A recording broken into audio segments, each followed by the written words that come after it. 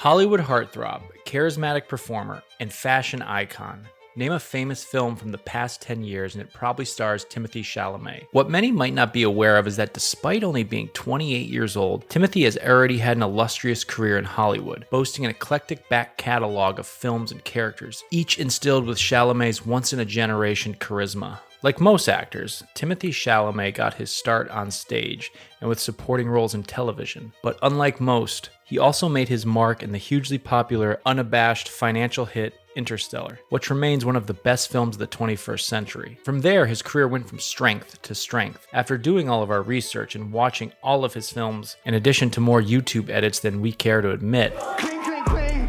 Man, you capping. Cling, cling, cling, cling, cling. Oh, you capping. we proudly present the very strongest among them with our top 10 Timothée Chalamet performances. Apologies to any Wonka fans out there. I find it uncomfortable and frankly rude.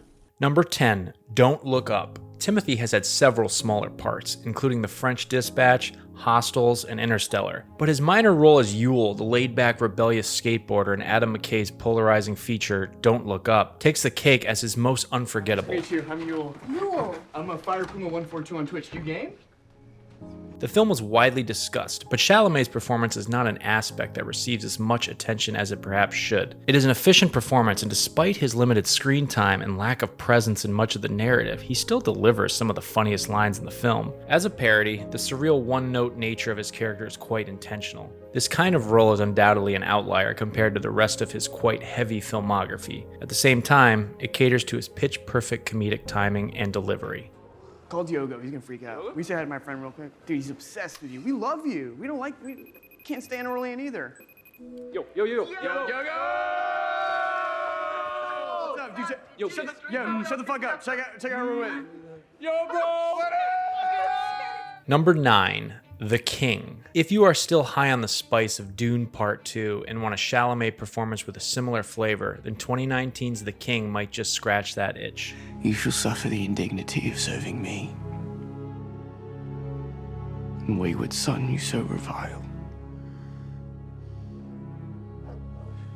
The King is filled with monarchical power plays, with Chalamet's Hal, the eldest son of King Henry IV, at the heart of a complex web of competing personalities. It is among a select group of films where Timothée experimented with genre conventions and carries Shakespearean gravitas of the story with an authoritative register throughout. All men are born to die, we know it. We carry it with us always. If your day be today, so be it. Mine will be tomorrow. Or mine today and yours tomorrow, it matters not. Hal is forced to undergo a lot of change over the course of the film. He is, in parts, frankly unlikable, anomalous amongst Chalamet's catalog of generally endearing and relatable characters. Chalamet's arrogant confidence is well conveyed, and without the experience developed during this film, his far more recognizable turn as Paul Atreides would not be of the caliber that it is. Tomorrow you will have your heads cut off. I have chosen to send you as an advance party to hell, for the considerable French number that will soon be needing to find space there. Number 8, Hot Summer Nights. Hot Summer Nights is not a brilliant film, but for Chalamet completionists, it isn't one to miss, as he still stands out as one of the film's redeeming qualities. I think you should start collecting the fireflies again. Can't hold on to everything. I think some things you can. Timothée plays Daniel, an awkward, aimless teenager who begins a foray into the dangerous world of drug dealing and hooking up in Cape Cod during the hottest summer on record. His boyish appearance doesn't hinder the performance, and Chalamet is more than up to the task of conveying Daniel's transition from self-conscious nobody to an immature small-time criminal. The palpable connection to Micah Monroe's Michaela is evident, albeit underserviced by Elijah Bynum's script. Watch it only if you're interested in completing his filmography and are genuinely interested in everything that features the man. You want to be the guy that's putting gas in those cars? You want to be the guy that owns the gas company?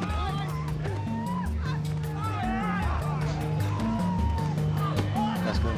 Number 7, Dune. Dune might be Chalamet's most high-profile credit to date. but it is also where we see him at his most alien. Paul Atreides, the son of the powerful House of Atreides, which has been recently assigned to rule over the desert planet Arrakis, is a natural fit for Chalamet and a logical career progression for the A-list star. The restrained, cool exterior of Paul Atreides may hold the performance back from being among his best work, but he manages to communicate the necessary depth to sustain the mammoth runtime and remain compelling throughout. I've been having dreams about Arrakis and the Fremen.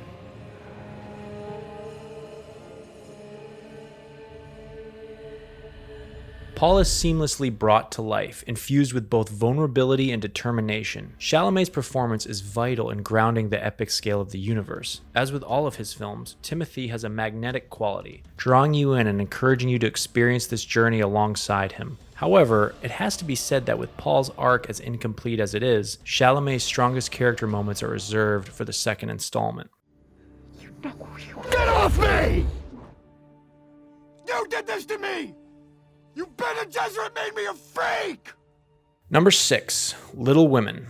Timothee was built in a lab to play Laurie, the love interest of Louisa May Alcott's classic novel. His screen time centers on his various romantic escapades with the March sisters, and he effortlessly slips into the shoes of the high-class American aristocrat. Timothee has an impressive ability to match the tone of any film he stars in, completing the assignment every time with flying colors. However, his unique performance style must perfectly complement Gerwig's equally off-kilter flair. Aided by source material that serves the character well, Laurie is perhaps the most stylish Chalamet has ever looked in a film. Yet his impressive fashion sense merely cements the lovability, oafish interior he captures.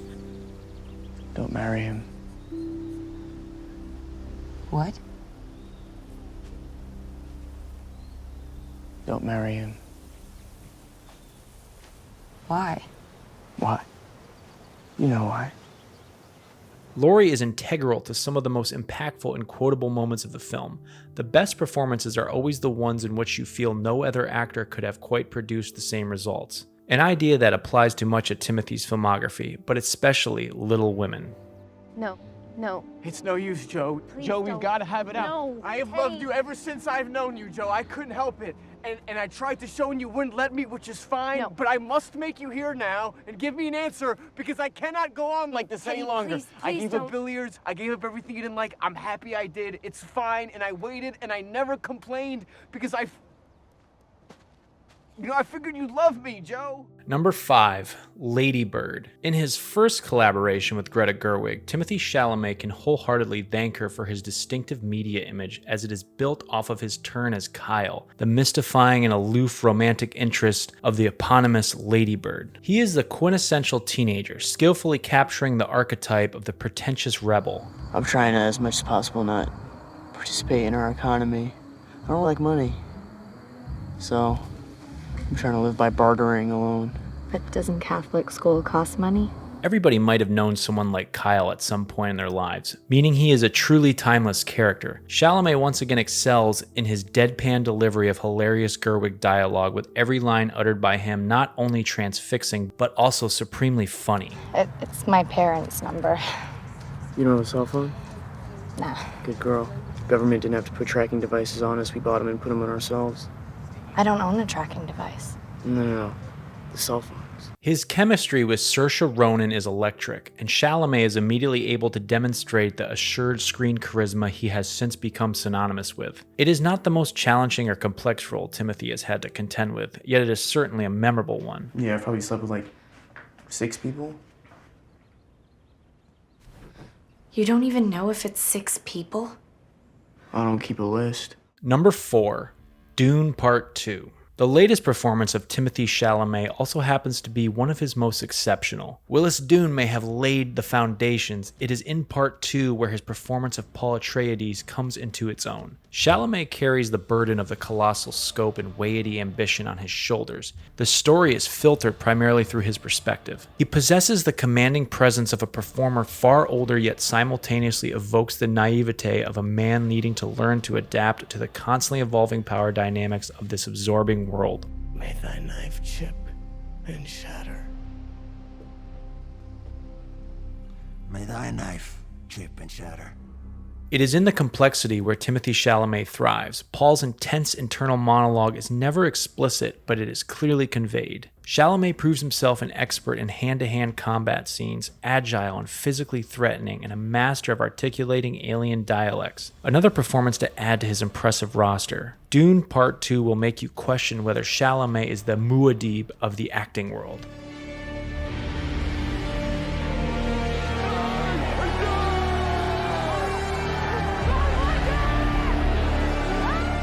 Number 3. Beautiful Boy. Following his breakout in Call Me By Your Name, Timothée Chalamet made the wise decision to star in Felix van Groeningen's Beautiful Boy, as it allowed Chalamet to showcase his immense range. Here, he portrays Nick Sheff, a troubled teenager whose drug use causes him to have a fractious relationship with his father, David. I thought we were close. I thought we were closer than most fathers and sons. Man, I feel like you're always disappointed in me. You're disappointed I didn't go to college. Can you blame me? Just not too long ago, you were reading and you were writing and you were on the water polo team. And look at us now. This isn't us. Stop. This is not who we are. Please, both of you, stop.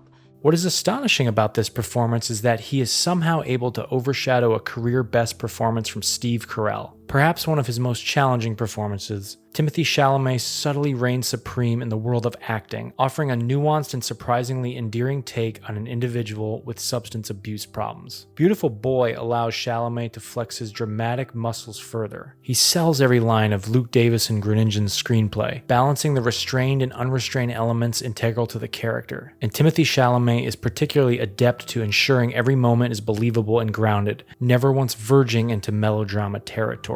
You were doing this right now. You're fucking controlling me right now. It is not you, Nick. It is the drugs talking. What does it even fucking mean? Huh? Psychological terror. It's what addicts do. What the fuck are you doing right now, huh? What is this? What are you doing, huh? Number 2. Call Me By Your Name. The performance that started it all still stands as one of the best and worthy of the Oscar nomination it received. This meditative, slow burn coming-of-age story takes place over the course of a fairy tale Italian summer, as teenager Elio finds himself embroiled in a doomed romance with Oliver. Call me by your name and I'll call you by mine. Elio.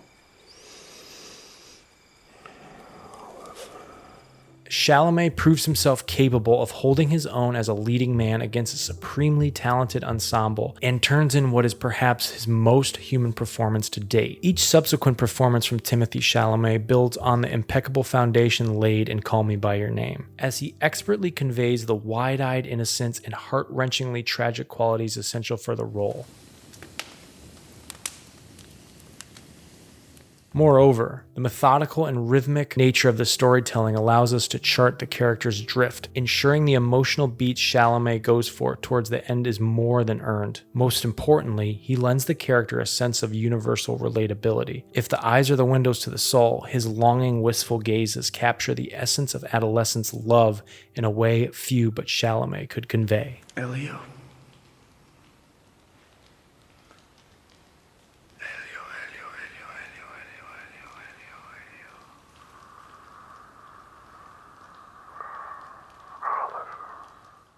Number 1, Bones and All. Perhaps an unconventional choice for the top spot, but Chalamet's turn as the cannibalistic Lee in this poetic romance is undoubtedly his most unconventional role. He eats up the screen time as he accompanies Marin on a road trip across rural 1980s America, finding companionship in one another whilst seeking to find their place in a world that does not accept them. I think you got used to being locked up and invisible and alone. Now you're out in the world. Okay. And you're seeing yourself for the first time, and that's freaking you out. But you know what? It's fucking me up too, okay? I feel like I'm seeing myself too. That's how this works. Despite having become accustomed to the mysterious, romantic interest role throughout the late 2010s, his chemistry with Russell is perhaps the strongest he has ever had with a co-star. With Chalamet's subtle charisma still shining through despite his blood-stained exterior and crazed mannerisms, he develops his trademark soft-spoken vulnerability, combining it with the air of danger. Bones and All is packed with tension, and much of this is carried by his commanding performance. You, as a viewer, never feel safe in his hands.